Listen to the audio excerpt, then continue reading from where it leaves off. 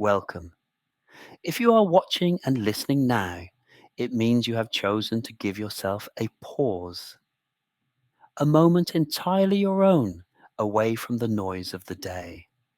This is Opulent Dreams, a place where time slows down, where stories flow gently, and where sleep arrives without being called. Tonight, I have the privilege of guiding you slowly towards rest. There is nothing you need to do. Simply listen and let go. If you wish, you can support this journey with a small gesture by following the channel, liking this video, and leaving a comment telling us where you are watching from tonight. A quiet way of being present together, even from afar. For now, though, this time is yours. Lower the lights. Settle into a comfortable position. Allow your body to find its own balance. Soften your breathing. There is no need to control it. Just allow it to slow down. The world can wait. Your worries can remain outside this night. I wish you a deep, elegant, natural rest. Let yourself be gently carried. And when you are ready, let the dream begin. Tonight, we are going to travel together. You don't need to do anything. You don't need to go anywhere. Just listen to my voice and let the images come to you slowly, like gentle waves that kiss the shore and quietly pull back. Tonight, we are going to enter the world of Kim Kardashian, a world built on layers of silent luxury, of studied perfection, of beauty that unfolds slowly, like a flower opening its petals at dawn. A world where every detail has been considered, where every texture has been chosen with care, where wealth doesn't shout but whispers, soft and continuous, like a marble fountain in the center of a private garden. Imagine, for a moment, a city breathing slowly beneath the night sky of California. The hills of Los Angeles stretch into the distance, covered by a soft golden haze, the kind that only exists in dreams and summer afternoons on the West Coast. The city lights flicker below, thousands of small earthly stars, and the air smells of jasmine, warm earth, and a Pacific breeze arriving from very far away. High in those hills, surrounded by tall and silent trees, sits one of the most famous and most mysterious homes in the world. It has no striking colors, no golden facades or ostentatious columns. It is white. White like the inside of a cloud. White like the tissue paper that wraps the world's most exclusive perfumes. White like the dreams that come when the body finally releases everything it carried through the day. This is Kim Kardashian's home, and tonight its doors are open for you.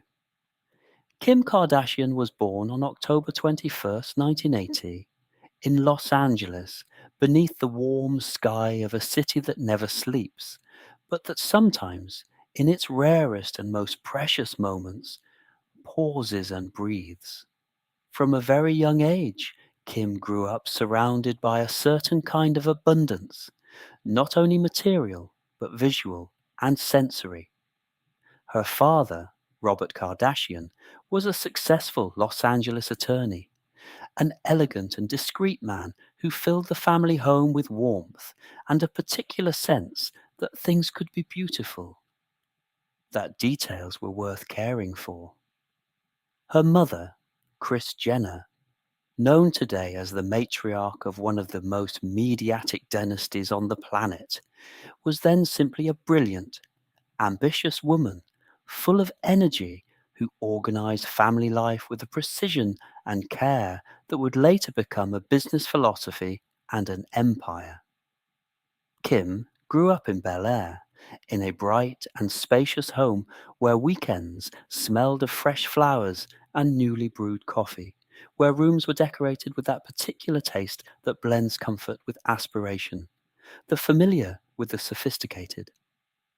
From childhood, Kim had something difficult to define but easy to feel, a presence, a particular calm, a way of occupying space that was neither arrogant nor timid, but simply exact, as if she always knew where to stand so that the light would find her in the best possible way. And the light, throughout her life, has found her many times. But tonight, we are not going to talk about the public Kim, not about camera flashes or tabloid headlines. Tonight, we are going to talk about the other Kim, the Kim who exists behind closed doors, the Kim who drinks her herbal tea in the mornings while watching the garden in silence, the Kim who tucks her children in at night and lingers a moment longer, listening to their slow and peaceful breathing. Breathe deeply. Let your body grow heavier with each breath. The outside world is retreating. The day's unfinished business dissolves like sugar in warm water. Your mind grows quieter, lighter, ready to receive beautiful images to be carried gently by a story that asks nothing of you and offers only calm, beauty, and the soft weight of sleep. Welcome. Kim Kardashian's house has no colors, or rather, it has just one. A color that is not really a color, but the distillation of all of them, the purest and most serene expression of what a livable space can be. It is white, but not just any white, not the clinical white of a hospital or the cold white of a blank page. It is a warm white, a white that carries within it a small amount of golden light, as if the walls had absorbed years of California sunrises and were now returning them, very slowly, in the form of calm. The architect who designed this house is Axel Vervoort, a Belgian designer whose name is spoken in high-level interior design circles with a kind of quiet reverence. Vervoort has spent decades working with a philosophy rooted in the Japanese concept of wabi-sabi, the idea that perfection does not exist, but that in its place there is something far more interesting: the beauty of the imperfect, the transient, the incomplete. In Kim's house, this philosophy has become something uniquely her own, a pursuit of total stillness, the elimination of everything unnecessary, a space that asks nothing of the body or mind, that simply receives, envelops, and holds. When you enter through the front door, the first thing you perceive is not an image, it is a sensation, a sense of openness, of air, of silence that has volume and weight, as if the interior of the house were an architectural version of a very long and very deep exhale. The floor is limestone, a stone that moves between pale beige and off-white, with subtle veins running across its surface like rivers seen from very high above.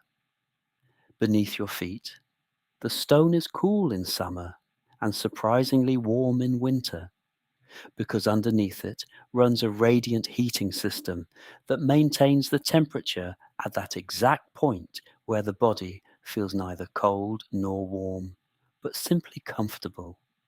The walls are curved. This is something you don't expect, and yet the moment you see it, it feels completely natural, completely right, as if straight walls were the mistake and curves the solution that had always been there, waiting for someone brave enough to use them. The curved walls have no hard angles. Everything flows, everything bends gently, like the banks of a calm river, like the line of the horizon seen from a quiet beach. The ceilings are high, very high.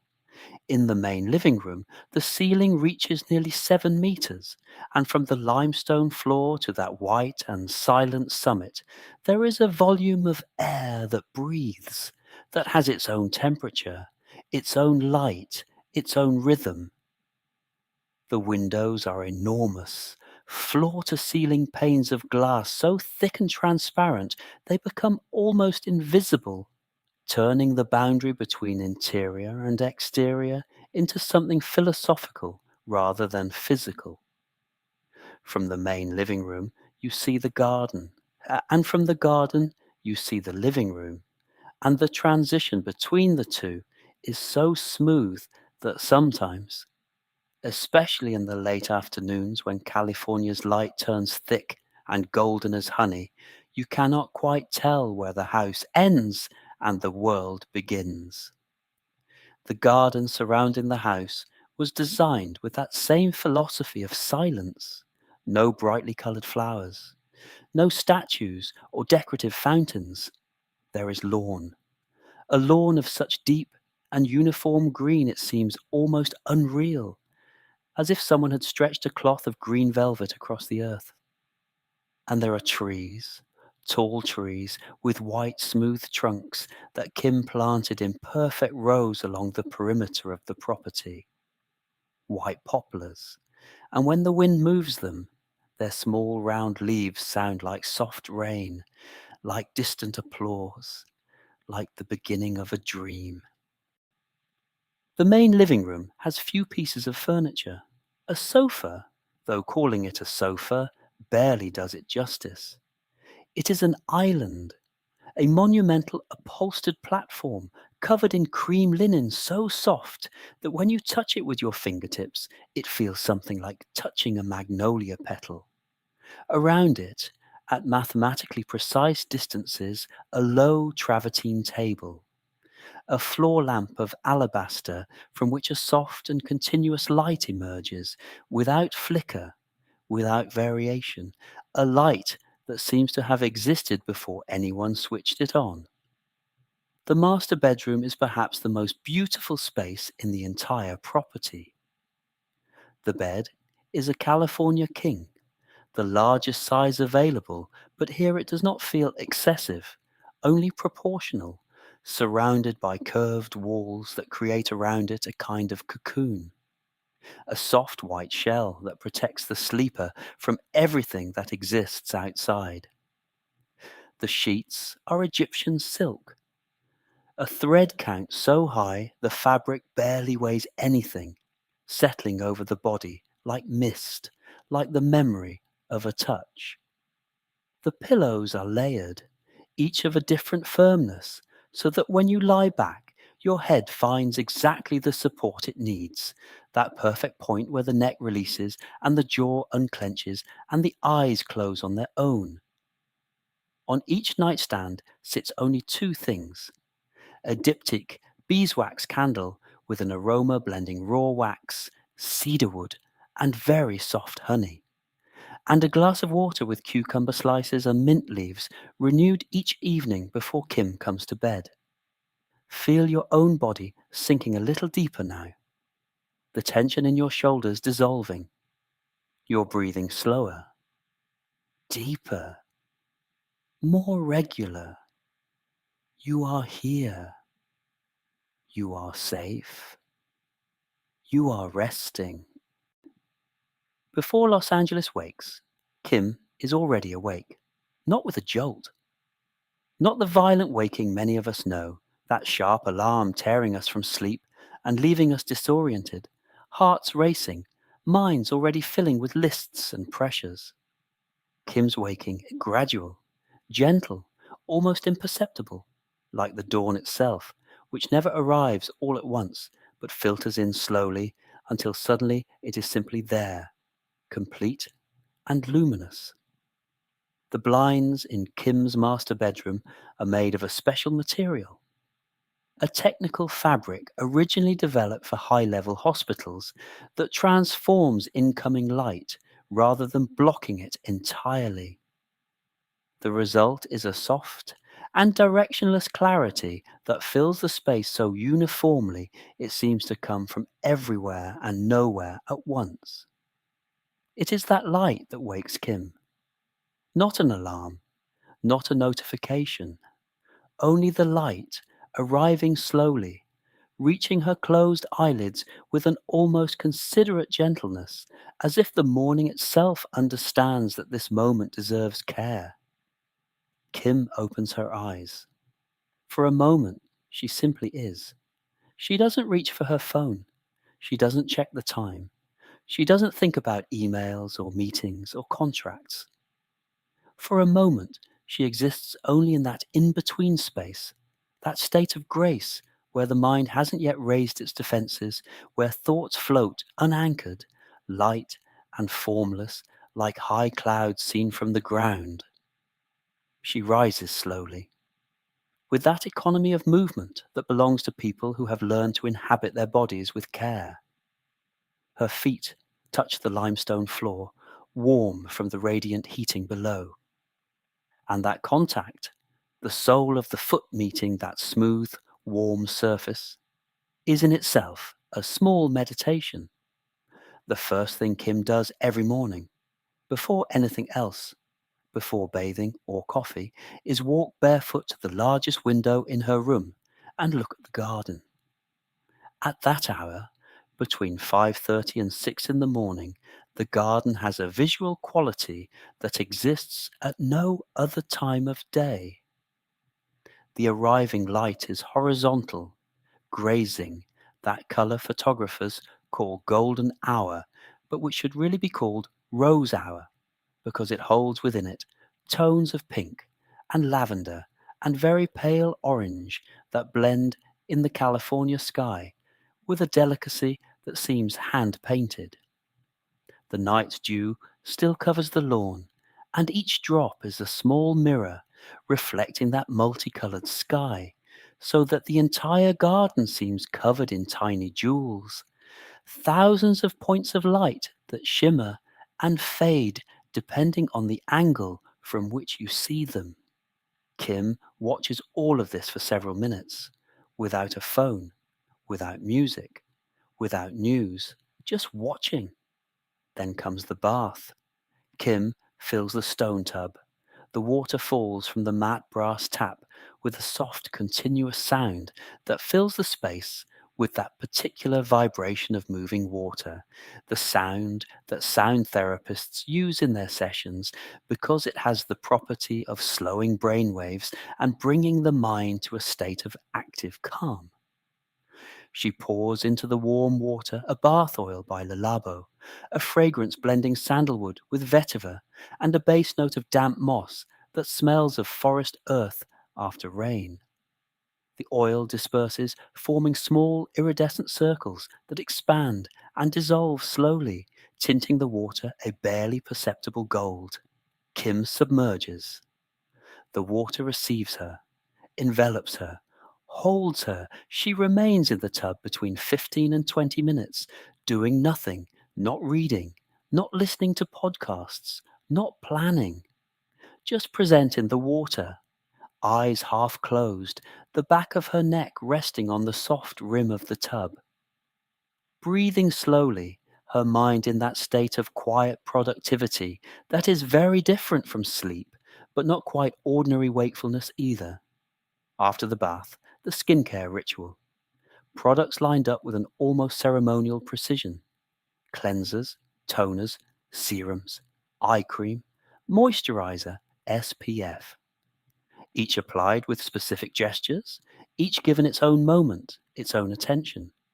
Kim developed many of these products herself through SKKN by Kim, her skincare line, built on the philosophy that skincare should be simple, effective, and deeply pleasurable. After skincare, the morning wardrobe. At home, Kim dresses in the natural extension of her spatial philosophy. Whites, creams, beiges, very soft greys, and Pima cotton long-sleeve tops, technical fabric leggings so smooth they feel like a second skin. Mid-weight cashmere cardigans that warm without weighing. Then, downstairs to the kitchen. The morning smoothie is a careful, almost scientific composition, unsweetened almond milk in glass bottles from a small organic California producer, high-quality whey protein, a frozen banana at a specific ripeness, baby spinach, a spoonful of almond butter, half a teaspoon of turmeric, a pinch of black pepper to activate the curcumin absorption, blended for exactly 45 seconds. Kim takes it to the covered terrace, sits in the rattan chair, crosses her legs, places her phone face down on the bleached wood table. These minutes on the terrace, with the smoothie, watching the garden, listening to the birds that at this hour fill the property's trees with their short and urgent conversations, are sacred. They are the threshold between the private world of the night and the public world of the day. But that moment has not arrived yet.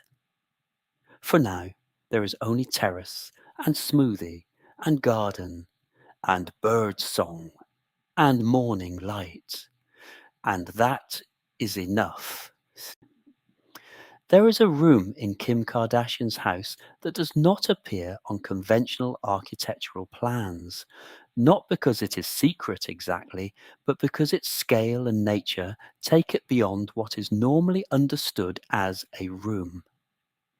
What Kim has is not a closet in the traditional sense, it is a gallery, an archive, a private fashion museum that no one visits except her, existing with the same seriousness and care as the world's finest museums. The wardrobe spans approximately 2,000 square feet. The lighting was designed by a specialist in museum and gallery illumination.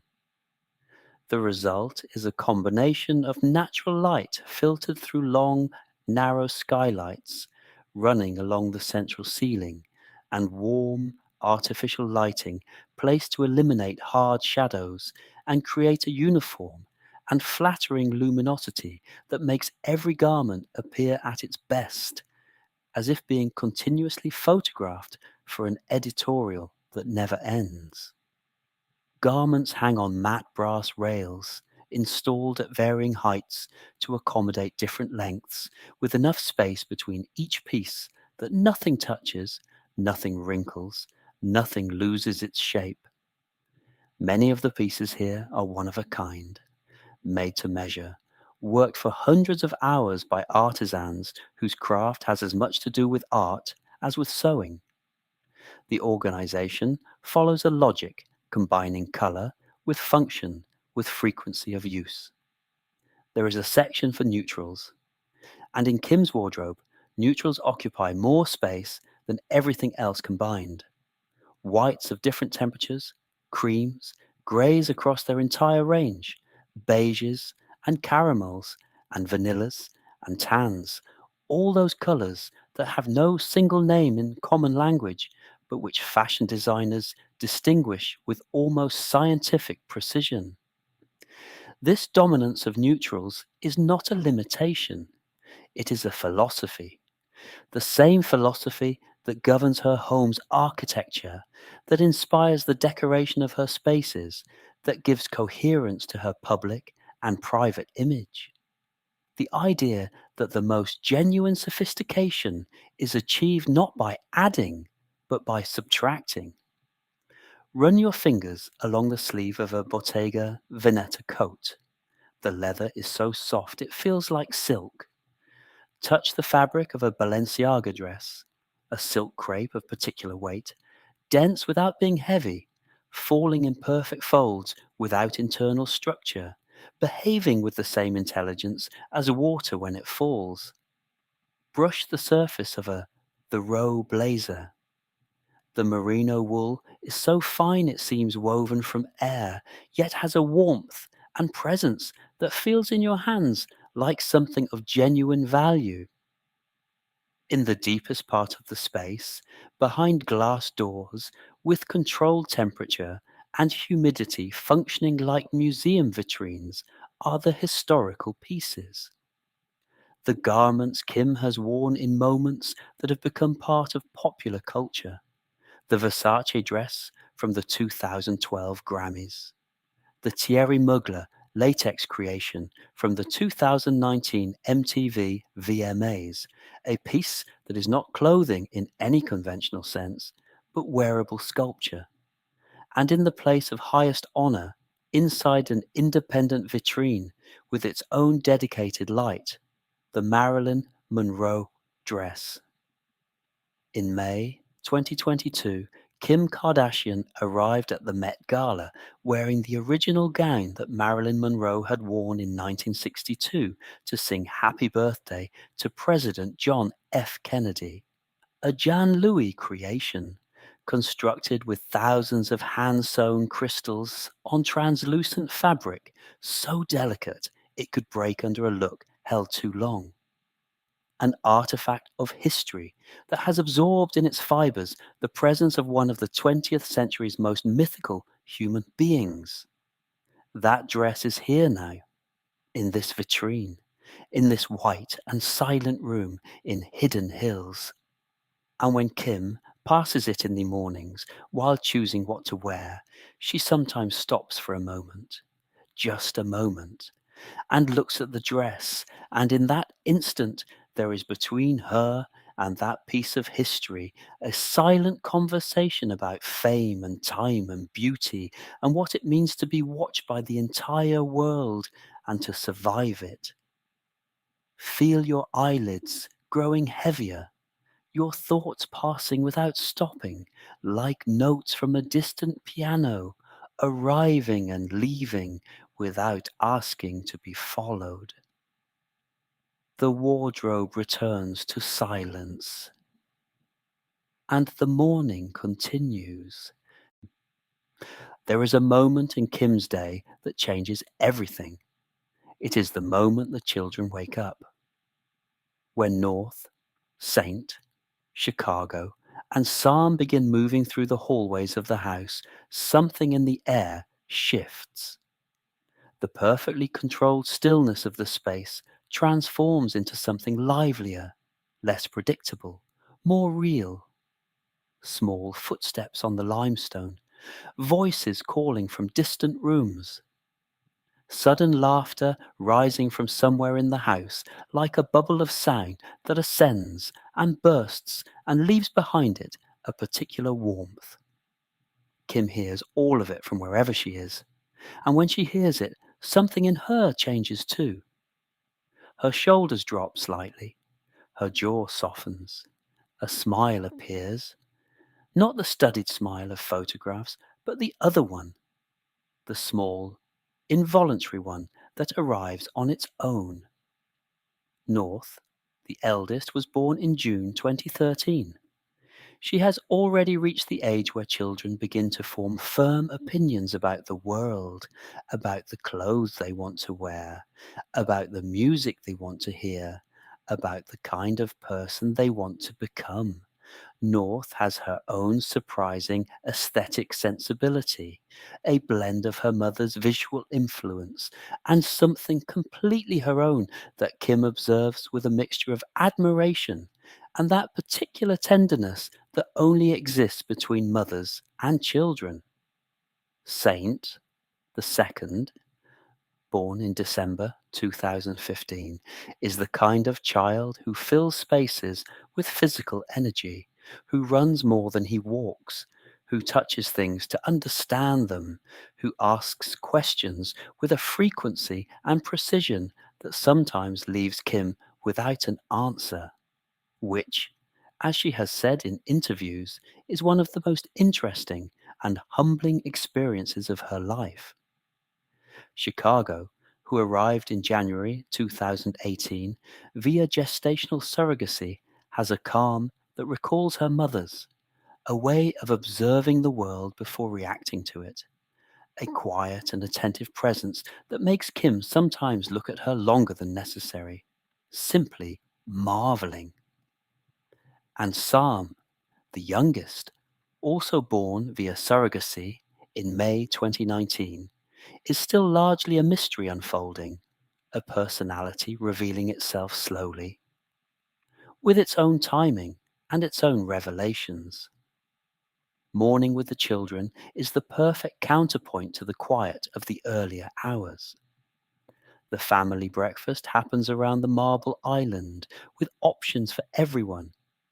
oatmeal pancakes with blueberries, scrambled eggs on sourdough toast, fruit cut in perfect pieces, presented with that careful visual quality that permeates every aspect of life in this house, even in its most intimate moments.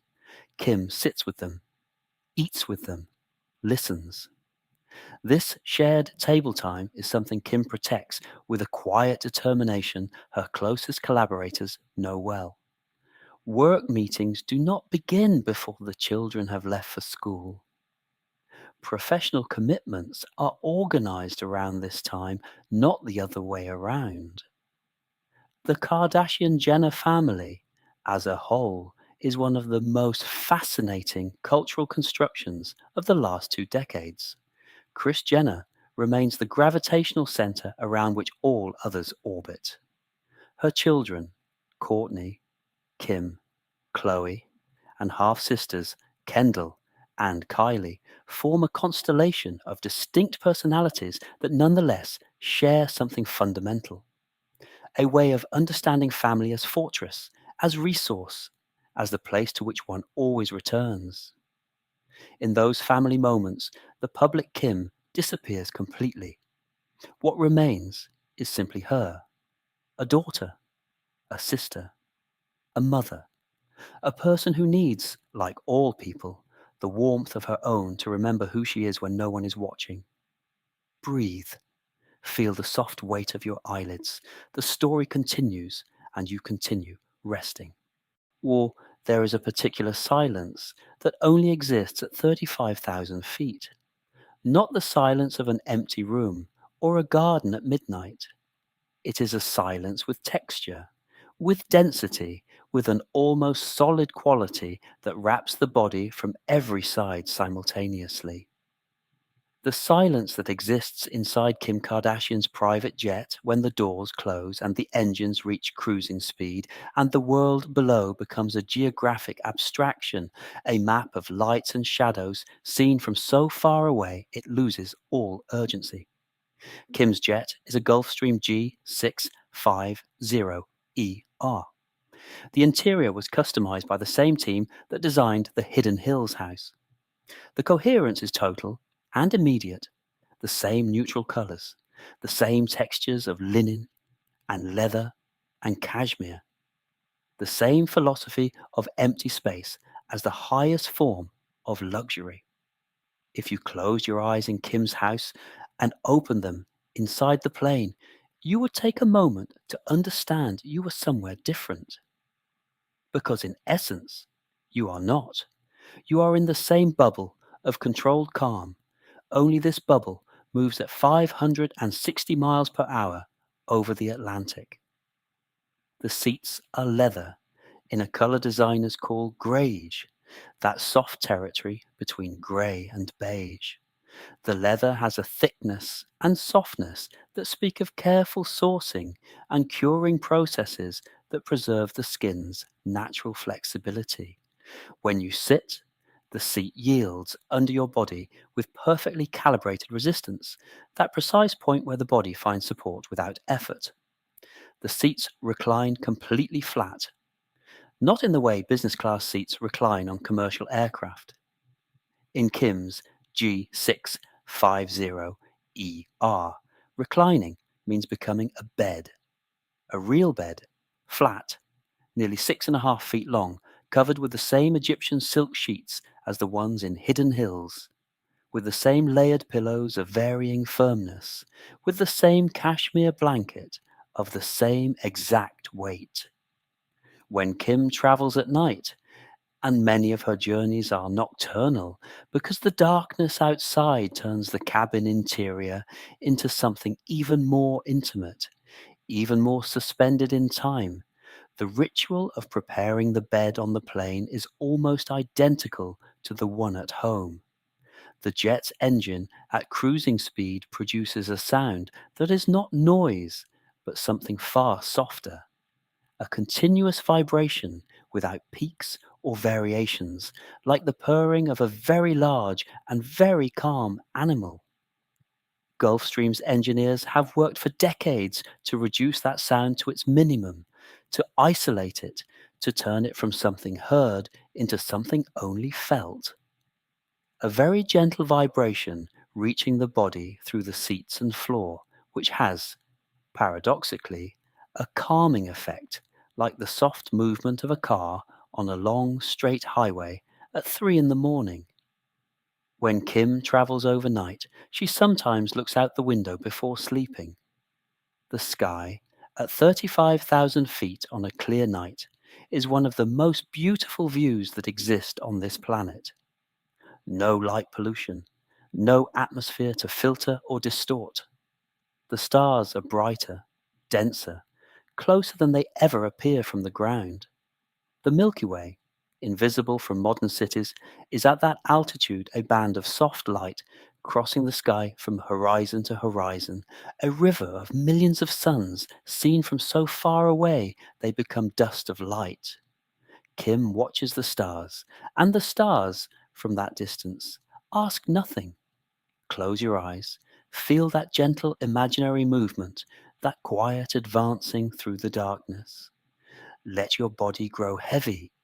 Let your thoughts drift away like the lights of a city seen from above, growing smaller, growing more distant, until they disappear over the curvature of the earth, and only the dark sky remains, and the stars, and the perfect silence of altitude. You are flying. You are resting. There is a paradox at the center of Kim Kardashian's life. She is one of the most visible people in the world, and yet much of her real work, the work that has turned her name into a financial asset valued in the billions, happens in silence, in quiet meeting rooms with views over the gardens of Calabasas, in late-night phone calls with partners in different time zones, in that concentrated and still space that exists between an idea and its execution, between a vision and its materialization in the real world. Kim Kardashian is, before anything else, an entrepreneur, and her most important company is called SKIMS. SKIMS launched in September 2019 with a deceptively simple idea. Kim wanted to create underwear and shapewear that actually worked for all body types, in all skin tones, with an attention to inclusivity that the lingerie industry had systematically ignored for decades. She spent years before launch testing fabrics, adjusting patterns, refining proportions.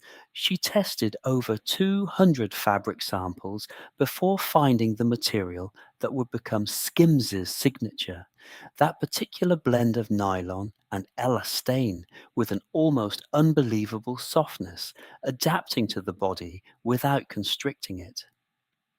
On launch day, the Skims website received so much traffic it crashed within minutes. Today, Skims is valued at over $4 billion, has dressed United States Olympic teams, has collaborated with the NBA, has opened physical stores in the world's most important cities. But Skims is not the only chapter of Kim's empire. There is also SKKN by Kim, her skincare line.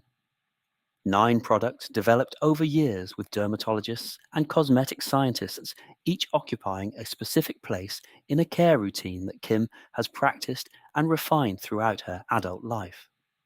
The products come in packaging so carefully designed they resemble small sculptures, cylinders, and bottles in a soft tan ceramic that sits in the hand with the satisfying weight of something well made. And there is her legal career. Since 2019, Kim has been studying law through a supervised apprenticeship program in California, an alternative path to the bar exam allowed under the tutelage of practicing attorneys. She studies in hours others dedicate to rest, on planes, in hotels, in the margins of days full of commitments. She does it with a concrete purpose. Having worked on criminal justice reform cases in the United States, using her visibility to draw attention to unjust convictions, wanting the legal tools to do that work more effectively. Kim's work meetings take place primarily in the mornings, after the children have left for school. Imagine one of those meetings. A room with a long walnut table of warm, dark color, contrasting softly with the white walls.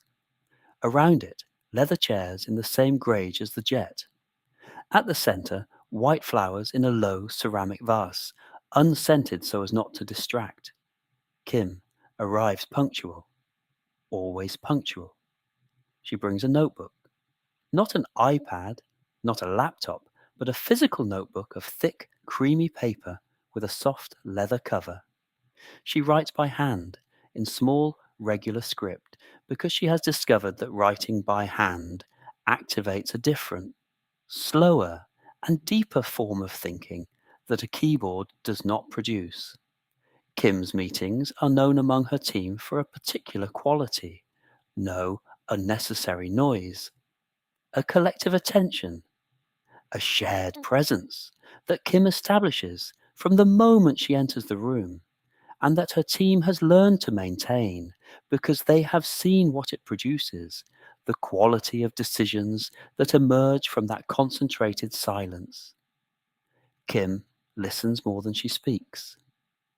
This surprises those who know her only through her public image, but in work meetings, Kim is primarily ears. She receives information, asks precise questions, requests specific data, and only when she has the full picture does she make decisions, with a clarity and speed her business partners describe as her most genuine superpower. The music playing during her solitary work hours is always the same: ambient music playlists, that genre Brian Eno defined as music that can be actively listened to or ignored with equal benefit. Music without lyrics, without narrative structure, without the emotional demand of conventional music. A very distant piano, notes that sustain until they vanish. Silence between note and note that is as much a part of the music as the notes themselves. Kim works, and the world turns around her, generating value, building that silent empire no one sees from outside, but that exists with the same solidity and permanence as the white walls of the Hidden Hills house. Let your mind soften. Let thoughts pass without stopping, like notes from that distant piano, arriving and leaving without asking to be followed. Your breathing is slow. Your body is heavy and warm. Sleep is approaching. The California sun sets slowly. It does not fall suddenly like in other parts of the world. In Los Angeles, the sun withdraws with a particular generosity, pouring over the hills and gardens and white rooftops a light that passes from gold to orange to pink to lavender with an almost ceremonial slowness, as if the day wanted to say goodbye properly, as if it knew that the coming night deserved an introduction worthy of it. From the windows of Kim's house in Hidden Hills, that sunset is a complete experience. The floor-to-ceiling windows of the main living room capture the entire sky. The entering light tints the white walls in colors that change every few minutes, never repeating exactly, turning the interior into a living art gallery where the work on display is the California sky itself in its most generous moment. Kim watches from the cream linen sofa. By this hour, the children are back from school. There have been snacks and homework and conversations about the day and moments of noise and moments of laughter and a small conflict resolved with the particular patience required by being simultaneously the mother of 4 people. Now The children are in their rooms in that quiet phase of the afternoon before dinner, and the house has a different kind of calm, warmer, more inhabited, filled with the presence of four small people whose existence fills the space with something that has no precise name but that feels like fullness. Dinner in Kim's house is early. At 6:30 or 7, the family gathers again in the kitchen. Always protein, grilled herb chicken, or steamed salmon with lemon and dill, or a quinoa bowl with roasted vegetables and a tahini dressing. Kim developed with her nutritionist. The vegetables are seasonal, from a local Hidden Hills supplier who cultivates on a small organic scale and delivers twice weekly.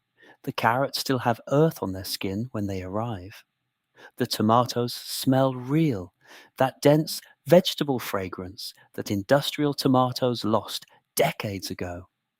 The family dinner unfolds with that particular blend of gentle chaos and genuine warmth that belongs to tables where the children are still young.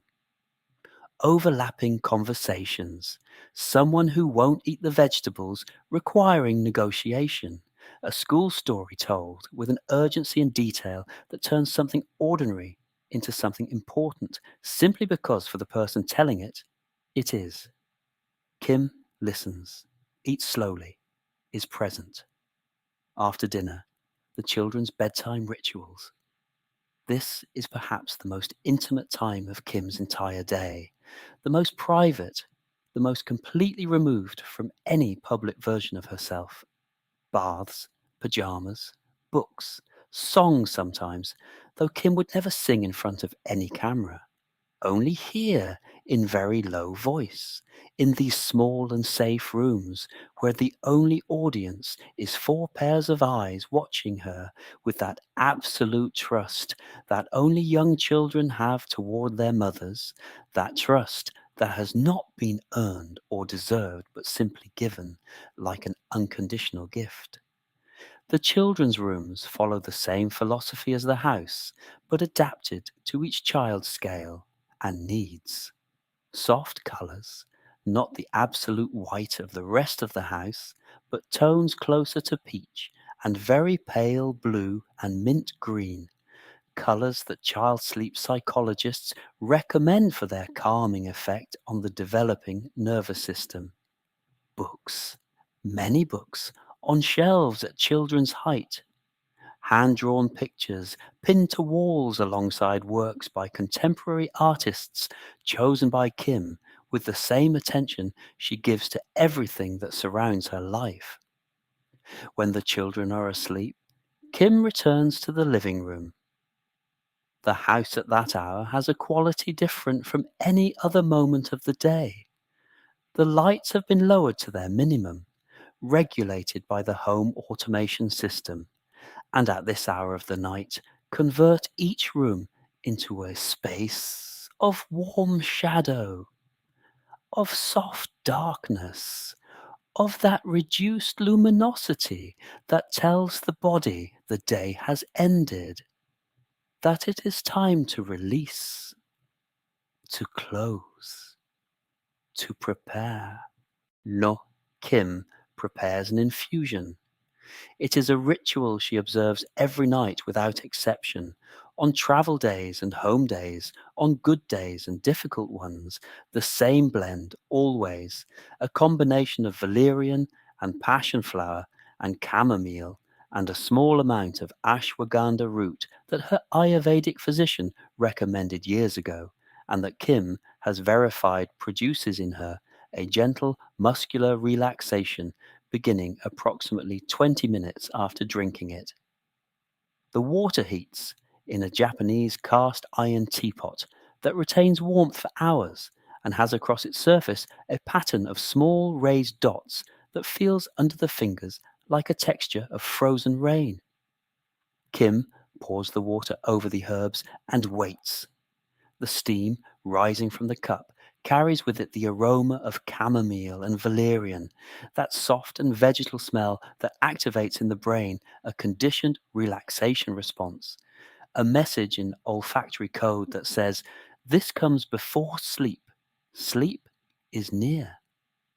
She sits on the sofa with the cup between her hands. The living room windows now show the night.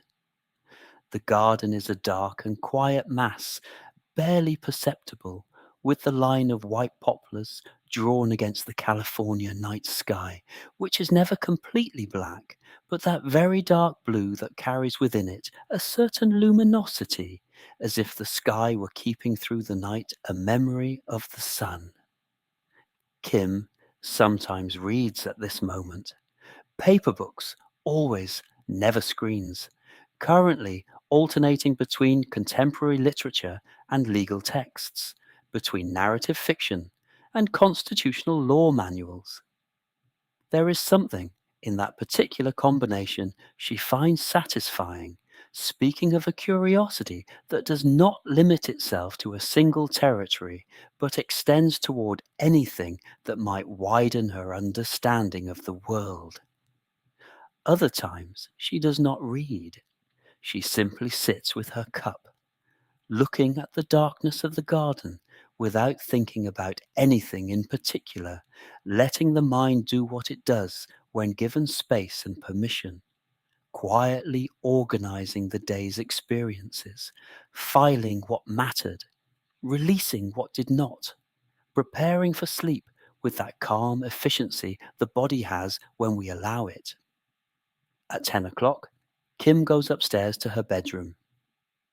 The path from the living room to the master bedroom passes along the long limestone corridor, past the discreet wardrobe door, past the small library where art and photography books are stacked in chromatic order.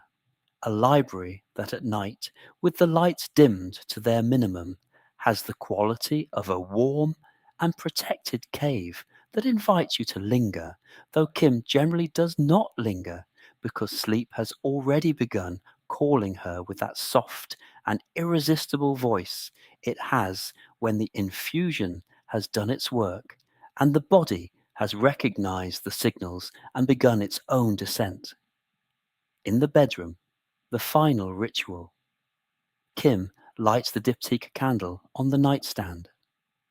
The flame catches with that small soft click you must be close to hear, and almost immediately the fragrance begins filling the space. Beeswax, cedar, very soft honey. A scent Kim has associated for so long with the moment of going to bed that its mere presence in the air acts as a direct signal to the nervous system. A message in olfactory code that says, "The day is over, you can rest, you are safe." She washes her face. A gentle cleanser, a retinol facial oil to work while the body sleeps, taking advantage of the fact that cellular regeneration during sleep is significantly more active than during wakefulness. A La Prairie night cream of that dense and nourishing texture that absorbs slowly, leaving the skin feeling cared for and attended to. Kim extinguishes the candle. The scent of wax and cedar remains in the air for a few minutes after the flame goes out, floating in the darkness like the memory of something beautiful. She gets into bed. The silk sheets are cool where her legs first touch them, and that coolness lasts only seconds before the warmth of her body makes them hers, before fabric and skin find that temperature balance that makes beneath the sheets the best place in the world, the safest place, where the body's weight is exactly the right weight, and the body's position is exactly the right position, and everything that existed outside this bed, all the meetings and decisions and travels and cameras and contracts and headlines, all of it retreats slowly, grows small, becomes something very distant and very unurgent. Kim closes her eyes. The darkness she finds behind her eyelids is not empty, but full, full of that particular state just before sleep, where images begin forming on their own, without being called, without being constructed, soft images without narrative that appear and disappear like clouds move slowly by wind across a summer sky. The white poplars in the garden sway in the night breeze.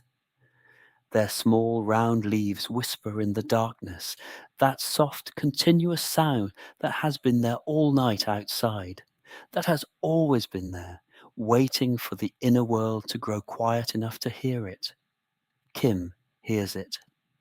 And with that sound, with that whisper of leaves in the California night, consciousness loosens, thoughts dissolve.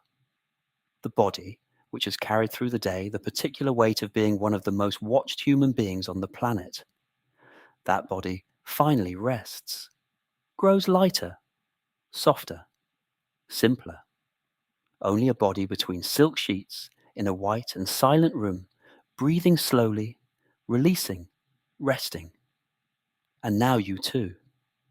You who have traveled tonight through the silent spaces of a life built on beauty and care and quiet determination. You who have walked the limestone corridors and felt the warm bath water and watched the dew-covered garden and flown 35,000 feet above a dark and starlit ocean. You too can let go now. Your eyelids are heavy. Your breathing is slow and deep and regular, like the rhythm of something that has always existed and always will, beyond any thought, beyond any worry, beyond anything the day may have brought or tomorrow may bring. You are here. You are safe. You are resting. The white poplars of hidden hills continue swaying in the California night. Their leaves whisper. The garden breathes. The stars above the house are many and very close, and they ask nothing. And sleep arrives. Soft. Unhurried. As it always arrives when we stop searching for it and simply wait. Quiet and open in the warm darkness of a night that belongs to us. Good night.